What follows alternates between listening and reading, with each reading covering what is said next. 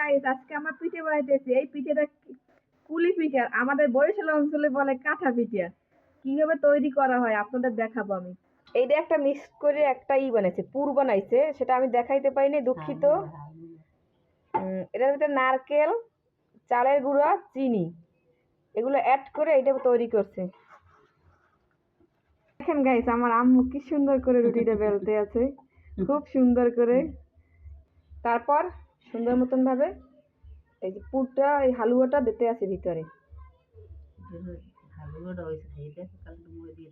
হালুয়াটা খুব টেস্টি, পিঠেটা খাইলেই বোঝা যাবে। খুব টেস্টি হয়েছে হালুয়াটা। পিঠেটা কিভাবে হাত দিয়ে বানায় দেখেন। তারপর এইটা কি জানেন, এটা একটা বাঁশের চের। এটা সহজেই পাওয়া যাবে যদি বাঁশ থাকে আপনাদের এলাকায় কাছাকাছি, তা সহজেই। না হলে একটা চামিচ নিয়ে তারপর বানাইতে পারবেন।